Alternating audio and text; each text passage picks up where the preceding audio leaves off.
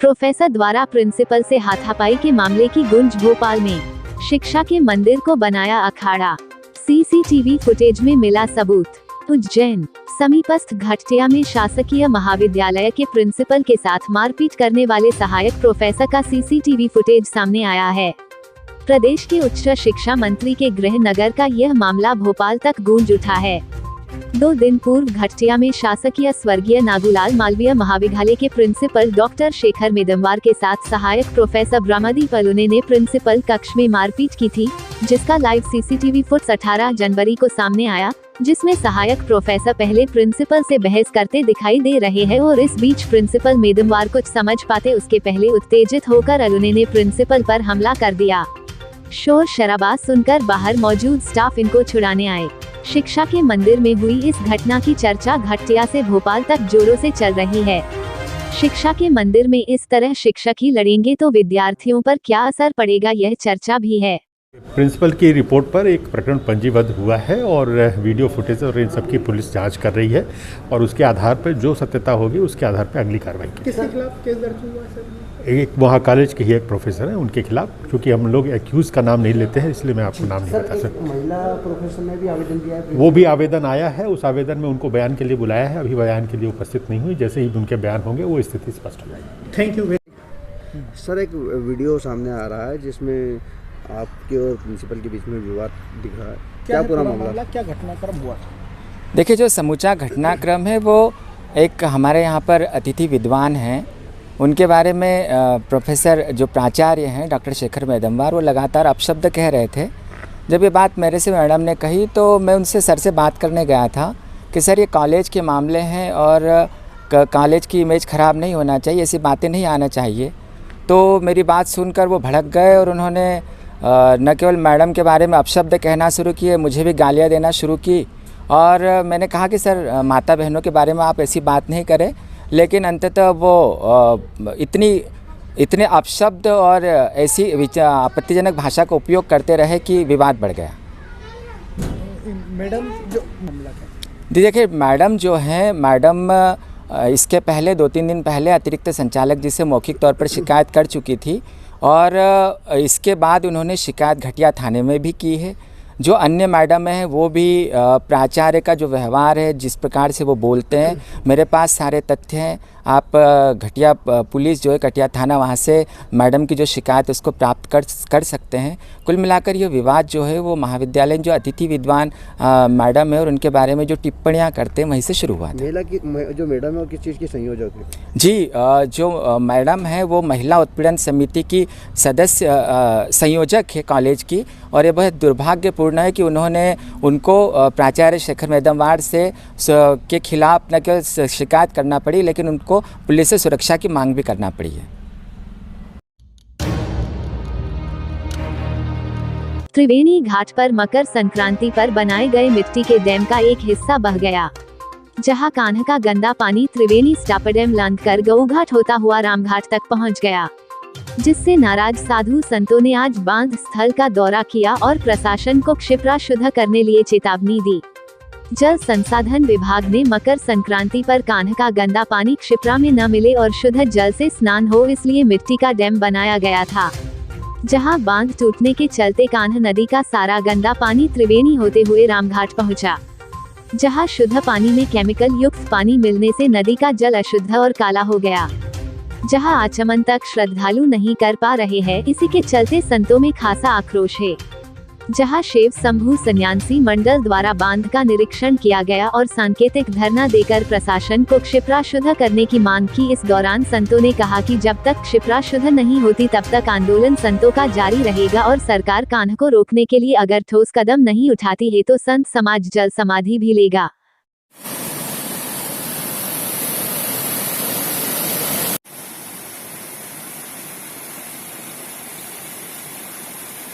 कल्याण हो। प्रशासन की मनमानी नहीं चलेगी, प्रशासन की मनमानी नहीं चलेगी, प्रशासन की मनमानी नहीं चलेगी, क्षिप्रा मैया का अपमान नहीं चलेगी। क्षिप्रा प्रमाणम, ये हम जो देख रहे हैं ये पानी नहीं है, ये प्योरली ड्रेनेज है, ड्रेनेज वाटर कह सकते हैं इसको। और क्षिप्रा मैया करोड़ों श्रद्धालुओं की आस्था का केंद्र है। प्रशासन आंख बंद करके पाप कर रहा है। हो सकता है कि उसकी आत्मा इसको स्वीकार कर रही होगी, लेकिन भक्तों की और संतों की आत्मा इस महापाप को स्वीकार नहीं कर सकती। ये न केवल आस्था और श्रद्धा के साथ खिलवाड़ है, सच्चे अर्थों में यह पर्यावरण के साथ भी खिलवाड़ है। मैं कहता हूँ कि कहाँ गया वह पॉल्यूशन कंट्रोल बोर्ड, जो करोड़ों करोड़ रुपए अधिकारी जिनकी नौकरी पर खर्च होता है लेते हैं। आखिर वो क्या करते हैं, क्या देख रहे हैं, ये विभाग सब क्या कर रहे हैं? हमें बहुत बड़ा घोर आश्चर्य हो रहा है कि करीब 7 महीने में 7 साल में करीब 1.5 करोड़ रुपए की मिट्टी इस बांध पर ये लोग डाल चुके हैं। और कल ये जो पानी इन्होंने छोड़ा वो करीब 156 MCFT पानी था, जिसकी कीमत करीब 150 करोड़ रुपए होती है। मैं कहना चाहूँगा कि इस 300 करोड़ की बर्बादी का जिम्मेवार कौन है, कौन अधिकारी है, किस अधिकारी की तनख्वाह से ये लोक धन का जो दुरुपयोग हुआ है इसकी पूर्ति करनी चाहिए। हमने कल कहा कि PHE का जो इंजीनियर है जिसने कट लगाया है या जिसने कट लगाने की अनुमति दी है, उसको या तो तुरंत नौकरी से हटाया जाए, तुरंत उस पर FIR की जाए, क्योंकि इतनी बड़ी गलती कम से कम संत लोग सहन नहीं कर सकते और न कोई भी हिंदू बर्दाश्त कर सकता है। ये खेल खिलौने जैसी बातें इन्होंने कर रखी हैं, ऐसा नहीं होना चाहिए। मां क्षिप्रा के साथ कोई भी अन्याय संत समाज स्वीकार नहीं करेगा। ये आपका आंदोलन कब तक चलेगा महाराज जी? भाई आंदोलन जब तक क्षिप्रा साफ नहीं होगी तब तक चलेगा। ये तो कोई कहने की बात नहीं है, ये तो प्रशासन को देखना चाहिए कि आप हर बार योजना बनाते हैं। हमने कहा कि खान नदी का डायवर्सन कर दो, आपने डायवर्सन किया। हमने कहा कैनाल बनाओ, आपने पाइपलाइन बनाई, क्योंकि कैनाल में आपका कमीशन कम था। कैनाल केवल 17 करोड़ में बन रही थी, है? जब वो पाइपलाइन की बात आई तो वो 100 करोड़ रुपए हो गए। 100 करोड़ में आपकी जेब अच्छी तरह से भर गई होंगी। लेकिन मैं उन इंजीनियरों से पूछना चाहता हूं जिन्होंने इस पाइपलाइन को मंजूर किया था, अब वो कहाँ गए? अब वो क्यों कह रहे हैं कि पाइपलाइन फेल हो गई? आपको मालूम था पहले से कि फेल होगी, इसीलिए तो आपने बनाई थी। तो जनता की आंखों में धूल झोंक करके इस प्रकार से आप लोक धन का दुरुपयोग करोगे? ये लोकतंत्र है, आप इस प्रकार लोक धन का दुरुपयोग नहीं कर सकते। हम सब सजग प्रहरी हैं, हम सब देख रहे हैं। अब नहीं चलेगा, अब तक जो हुआ सो हुआ। तो ये सारा जनता का धन है और ये बार बार प्रशासन बांध को बढ़ा रहा है और पानी का भाव इसको बहा के ले जा रहा है। तो यहाँ पर स्थायी बांध बनाया जाए, कंक्रीट का बांध बनाया जाए। और शासन प्रशासन से हम यही मांग करते हैं, शिवराज सरकार से यही मांग करते हैं कि माँ क्षिप्रा अगर गंदी हो गई तो हम यहाँ पे क्षिप्रा में समाधि ले जाएंगे, आमरण अनशन शुरू कर देंगे।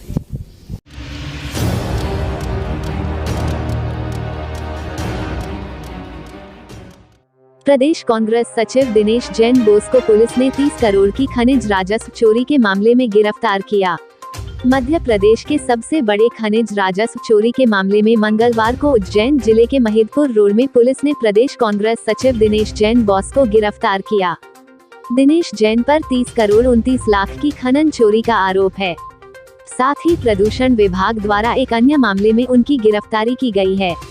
अब पुलिस उन्हें कोर्ट में पेश करेगी। मध्य प्रदेश में लगातार माफियाओं और बदमाशों के खिलाफ प्रदेश सरकार द्वारा अभियान चलाते हुए कार्रवाई की जा रही है। ऐसे में उज्जैन के महिदपुर रोड में मध्य प्रदेश के सबसे बड़े खनिज प्रकरण के मामले में पुलिस ने बड़ी कार्रवाई की है। महिदपुर रोड पुलिस ने प्रदेश कांग्रेस सचिव दिनेश जैन बोस को सुबह घर से गिरफ्तार किया है। पुलिस थाने में उनसे पूछताछ की जा रही है। एसपी आकाश भूरिया ने बताया कि दिनेश जैन के खिलाफ अगस्त 2021 में अवैध खनन के राजस्व वसूली को लेकर कोर्ट के निर्देश पर प्रकरण दर्ज किया गया था, जिसके बाद दिनेश जैन फरार चल रहा था। ऐसे में मुखबिर की सूचना पर मंगलवार को पुलिस ने दिनेश जैन को उसके घर से गिरफ्तार किया है। जैन पर 30 करोड़ 29 लाख रुपए का खनिज राजस्व चोरी करने का आरोप है। साथ ही प्रदूषण विभाग के एक मामले में भी पुलिस द्वारा कार्यवाही की जा रही है। एसपी के अनुसार दिनेश जैन को न्यायालय में पेश किया गया, जहां से 2 दिन का रिमांड मिला।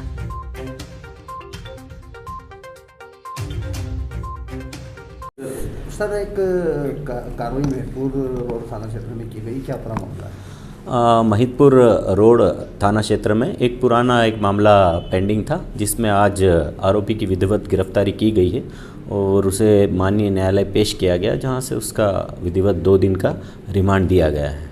पूरा क्या मामला है सर, किस प्रकार की कार्रवाई है? पूर्व में महिदपुर रोड में एडीएम साहब के प्रतिवेदन पर माइनिंग ऑफिसर के द्वारा एक माइनिंग के संबंध में एक केस रजिस्टर्ड कराया गया था, जिसमें कुछ माइनिंग चोरी का मामला था, जिसमें से एक आरोपी जो उसमें थे वो कोर्ट के आदेश से वो मामला अभी रुका हुआ था, पर 11 तारीख को माननीय उच्च न्यायालय के अधिवक्ता द्वारा अभिमत दिया गया, जिसके आदेश के तारतम्य में अग्रिम कार्रवाई कर आज विधिवत उन्हें गिरफ्तार कर माननीय न्यायालय पेश किया गया।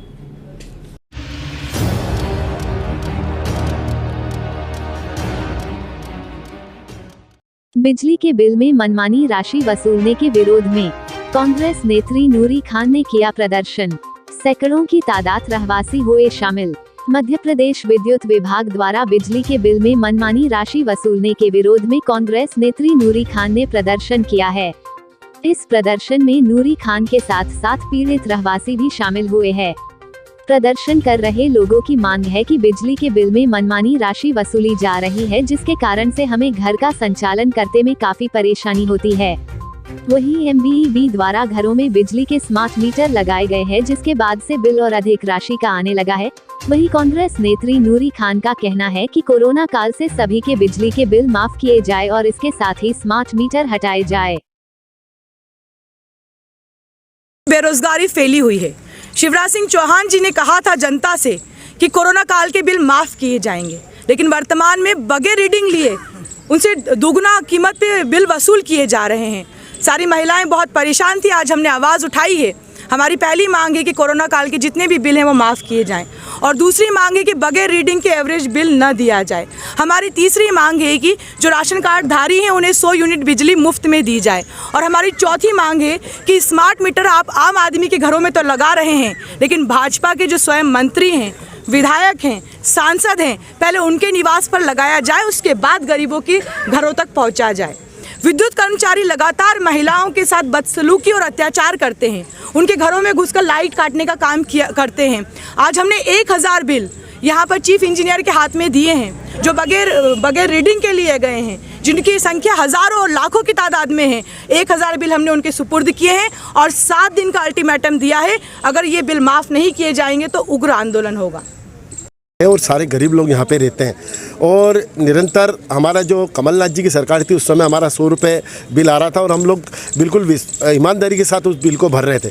जैसी सरकार चेंज हुई, जैसी शिवराज सिंह चौहान साहब की सरकार आई, उसके बाद से हमारे निरंतर बिल 5000, 10,000, 20,000, 1-1 लाख तक के बिल हमारे लोगों के आ चुके हैं। जबकि वो मजदूरी करते हैं, मजदूरी करने के बाद भी इतना पैसा नहीं आ पाता है कि बिल भर सके। धीरे धीरे वो बिल बढ़ते बढ़ते इतने हो गए कि हम लोग भरने में असमर्थ हो गए। उसके बाद बिजली वाले आते हैं और बिना कुछ कहे लाइट काट के चले जाते हैं। अभी पूर्व में वो लोग क्या करते हैं कि 500-500 रुपये हमसे ले जाते हैं और उसका कोई हिसाब नहीं देते हैं। क्या नाम है आपका? मेरा नाम वीरेंद्र कुमार गोसर है। 100 रुपये से विचार किया जाएगा और कहीं पर भी कोई गरीब के साथ अन्याय नहीं होगा। हम मीटर लगाने का सतत प्रयास कर रहे हैं और आगे भी जारी रहेगा। मीटर का उद्देश्य ही लगाने का ये है कि हमारे किसी के बीच में कोई किसी प्रकार का डिस्प्यूट ना हो, किसी प्रकार का विवाद ना हो। जो मीटर वास्तविक खपत बताएगा उसके हिसाब से बिल जारी होगा। और जो मीटर लगाए जा रहे हैं उस मीटर की वास्तविकता ये है कि हमारे मीटर रीडर को किसी के घर पे जाने की आवश्यकता नहीं होगी। तो जो हमारी भाई बहनों के साथ कई बार गलत लोग मीटर रीडर के रूप में आके गलत व्यवहार करते थे, वो चीज़ से भी कहीं ना कहीं हमारी जनता को फायदा मिलेगा। तो बिजली के बिल जो अधिकार है उसको लेके क्या किया? बिजली के बिल हम वास्तविक खपत के हिसाब से दे रहे हैं, और जो बीच शासन की योजना है उसका लाभ बराबर हम पहुंचाने का प्रयास कर रहे हैं और आगे भी जाएंगे। क्या नाम है सर? BL चौहान। किस प्रकार की कार्रवाई कर रहे हैं? जैसा वर्तमान में लागू कोरोना गाइडलाइन लागू है, तो उस संबंध में यहाँ लोग इकट्ठे हुए हैं, तो उस संबंध में वरिष्ठ अधिकारियों को बताकर आगे अग्रिम कार्रवाई उन पर की जाएगी। ठीक है। देश विदेश गांव शहर सब पे नजर, सबकी खबर, नया रूप है, नए है रंग, सबको समेटे अपने संग। आपका अपना शहर का सपना दैनिक अवंतिका, दैनिक अवंतिका, दैनिक अवंतिका। खेल राजनीति फिल्मी बातें सब कुछ ही हम इसमें पाते। घर होटल ऑफिस या दफ्तर, क्लर्क प्यून या हो फिर अफसर, सबका चहेता सबका प्यारा दैनिक अवंतिका, दैनिक अवंतिका, दैनिक अवंतिका।